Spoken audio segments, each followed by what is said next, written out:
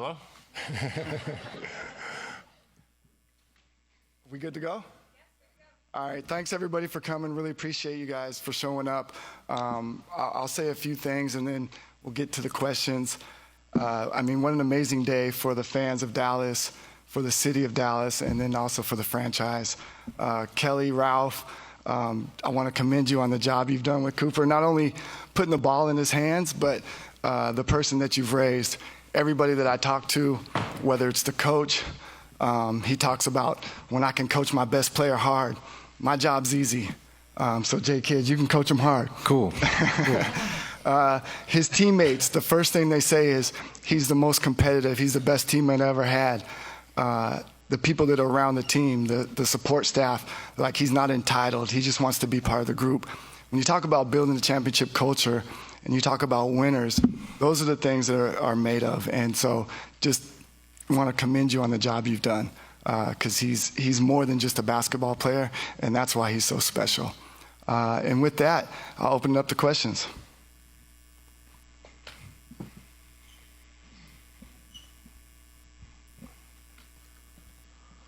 Welcome to Dallas, Cooper. We're happy you're here. First question, you're a versatile two-way threat. If you had to pick, would you rather make a big block or posterize someone with the dunk? Oh. Great question. That's a good question. I think maybe a dunk, maybe a posterized dunk. I feel like, there's a lot of energy that goes with a play like that. All right, thank you.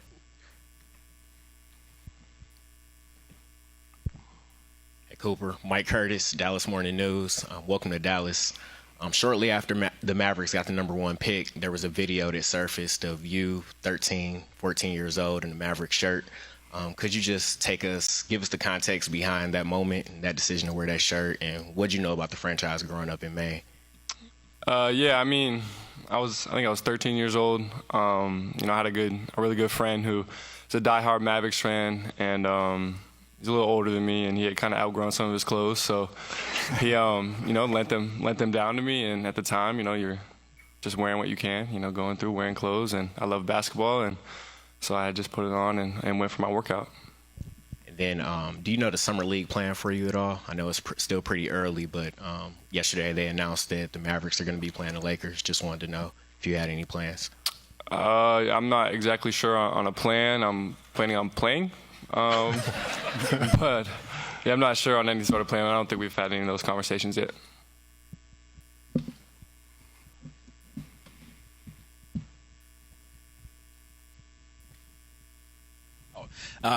You seem so excited to see Knipple and Malawach both get drafted. What does the success of your teammates mean to you, and how are you going to take that to the NBA?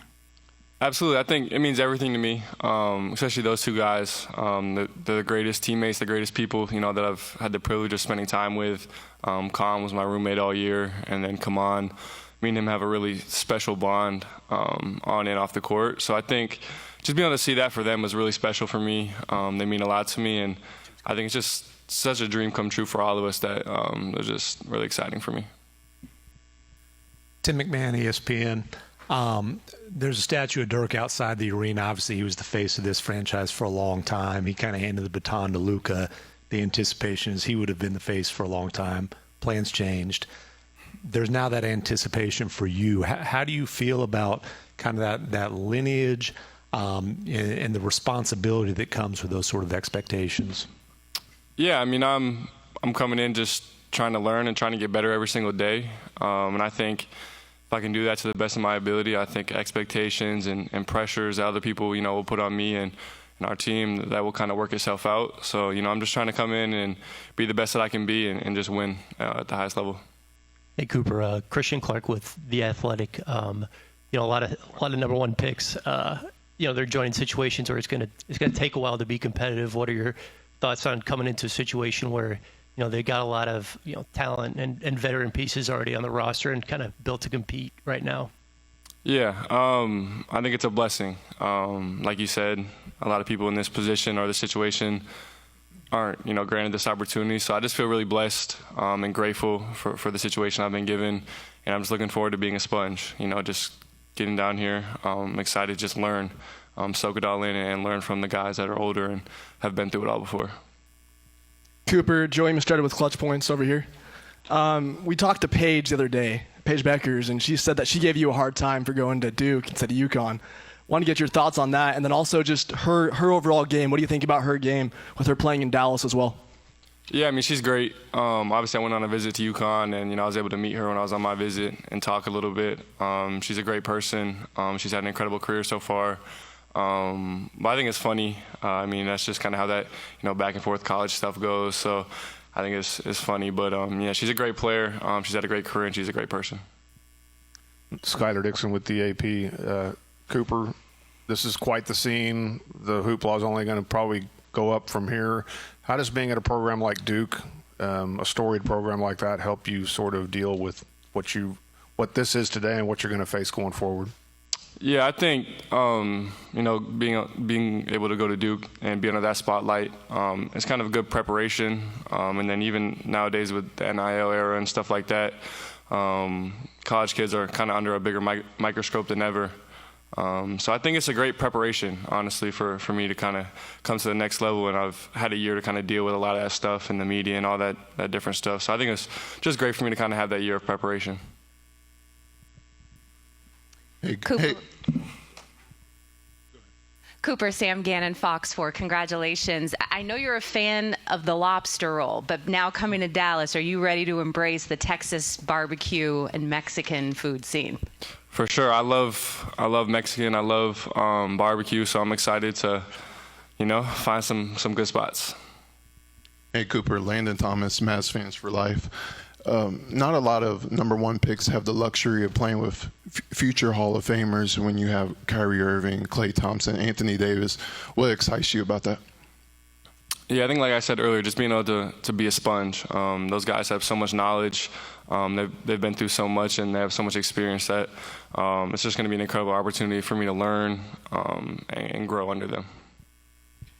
Cooper, Brad Townsend, Dallas Morning News. Fans and media alike have been trying to pencil you into the lineup, unsure whether guard, forward. What do you primarily see yourself playing, after talking to Jason?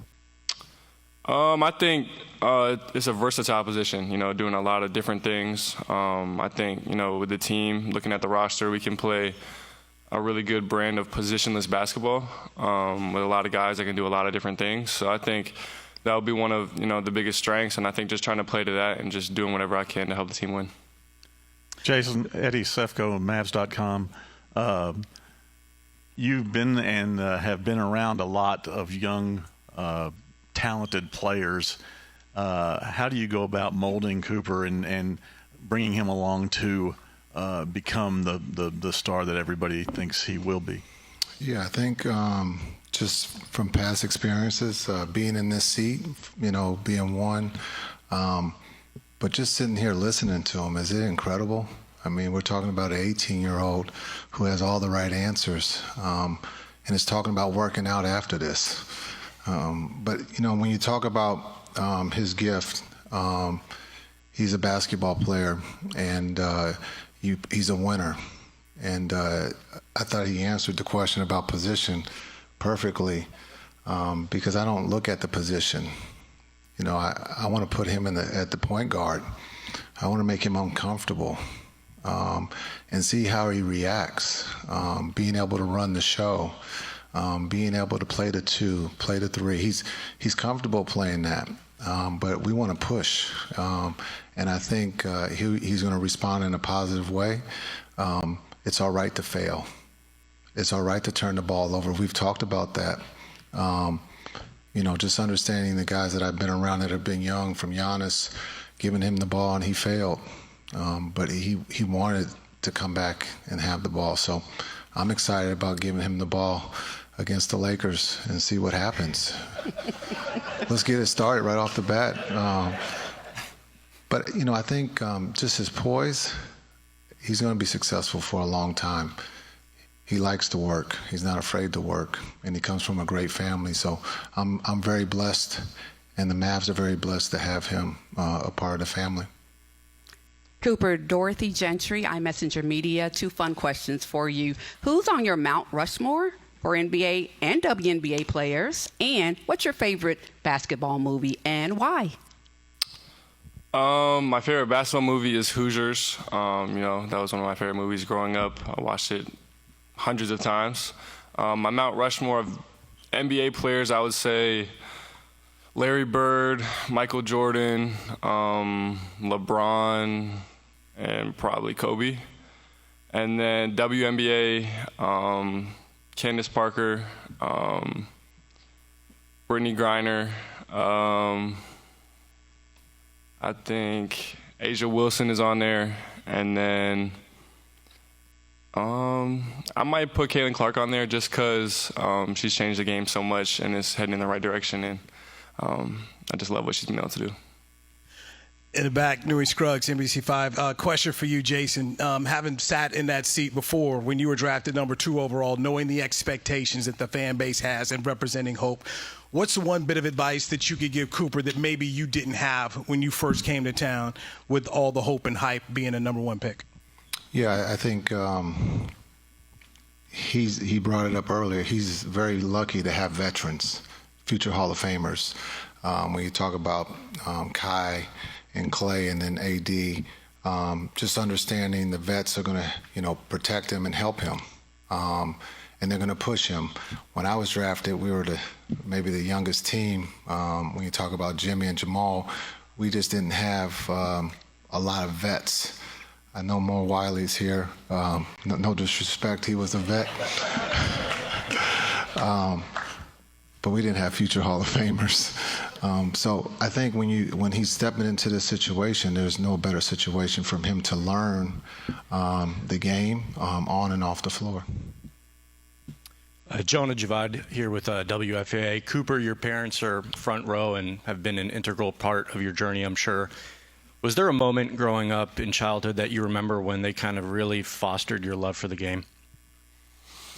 As soon as I can remember. I always had a ball in my hands. As soon as I was able to shoot outside, we had an outdoor hoop, mom, dad outside playing pig with us, shooting around with us, just kind of having the ball in our hands at a really young age. So they're definitely, the people that did that, and, I'm very thankful that they did. Cooper, Lawrence Dow of Fort Worth Star Telegram. You chose the number 32. Can you talk about what went behind that choice of jersey number? Yeah, so 32 has always been my number. I wore it as a little kid, wore it in middle school, high school. Last year, obviously, it's retired for Christian Laettner, so I wasn't able to wear it, but I'm just excited to get back to my number. Cooper, Faith Knight with D210 Sports. Being the second youngest draft number 1 pick overall behind LeBron James, what advantage do you feel you possess that has helped you get to this point in your career? I think just having incredible people around me. I have a really good support system and a group of people around me that have, helped me make decisions and things like that. Starting with my parents and my brothers have been with me every step of the way and kind of helped me to get to where I am in every way. So I think just having incredible people around me is really the biggest thing that's helped me to get to where I am. Abby Jones, DLS Sports. Cooper, welcome to Dallas and congratulations. This is a 2-part for Cooper and Jason. Your team, your experience with Team USA and playing there, how has that kind of contributed to how you're going to transition into the NBA? And then Jason, with your experience with Team USA as well and the Olympic staff, as a player and now a head coach, how are you able to, manage Cooper and meet him there? Yeah, I think that experience was, really important for me. It was such a good learning experience for me to just be able to go out there and share the court with 12, 13 Hall of Fame caliber players. So I think it was just incredible for me to get on the court, get comfortable, and see what that was like. So I think that will help me make this transition and just being confident in myself.